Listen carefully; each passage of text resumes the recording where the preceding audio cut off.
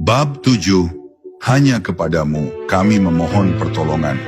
Doa jiwa yang menyadari kelemahannya. Kalimat wa iyyaka nasta'in bukan sekadar permintaan bantuan. Dalam jalan sufi, ini adalah puncak kesadaran hamba atas keterbatasan dirinya dan ketergantungan total kepada Yang Maha Menolong. Setelah menyatakan bahwa hanya kepada Allah ia menyembah, kini jiwa itu berkata dengan penuh kerendahan hati, dan hanya kepadamu kami memohon pertolongan. Inilah momen ketika hati menunduk sepenuhnya, bukan karena kalah, tapi karena sadar, tidak ada daya, tidak ada kekuatan, tidak ada keberhasilan, kecuali dengan izin darinya. Doa ini bukan sekadar harapan akan pertolongan luar, melainkan permintaan batin agar dikuatkan dari dalam, agar ditopang dalam langkah menuju keabadian. Dalam dunia sufistik, pertolongan yang dimaksud bukan hanya untuk perkara duniawi, seperti rezeki, keselamatan, atau kesuksesan. Sufi memohon pertolongan agar dijaga dari kesombongan, dari kehendak diri yang menipu, dari godaan untuk merasa cukup tanpa Tuhan.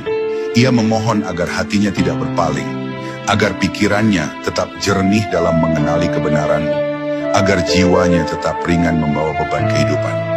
Ia tahu musuh terbesar bukanlah orang lain, melainkan nafsunya sendiri. Maka ia tidak malu berkata, Tuhanku, aku lemah, dukunglah aku. Dan justru dalam pengakuan itu, kekuatan hakiki lahir, karena ia tidak lagi mengandalkan dirinya, melainkan bersandar sepenuhnya pada Yang Maha Kuat. Kalimat ini juga mengajarkan bahwa memohon pertolongan adalah tanda kedekatan, bukan kelemahan. Dalam dunia yang serba kompetitif dan keras, manusia diajari untuk selalu kuat, untuk selalu mampu sendiri. Tapi jalan ruhani mengajarkan sebaliknya. Hanya ketika engkau mengakui bahwa engkau tak mampu, barulah pertolongan sejati datang. Seperti seorang bayi yang menangis karena lapar, dan pelukan sang ibu datang tanpa ditunda. Demikian pula, jiwa yang menangis dalam doa bukanlah tanda keputusasaan, melainkan tanda bahwa ia masih hidup, masih percaya, masih ingin dekat. Dan Tuhan, dalam cintanya yang tak terbatas, tidak pernah mengecewakan mereka yang datang dengan hati yang remuk tapi penuh pengharapan. Perhatikan pula bahwa kalimat ini memakai kata kami, nasta'an. Ini adalah pelajaran halus bahwa pertolongan bukan untuk ego pribadi, melainkan untuk kita semua bersama.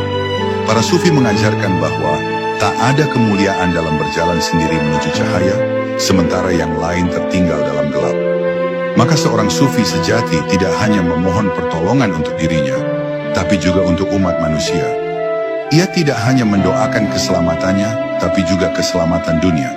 Ia bukan hanya ingin diselamatkan, tapi ingin menjadi sebab datangnya pertolongan itu bagi yang lain.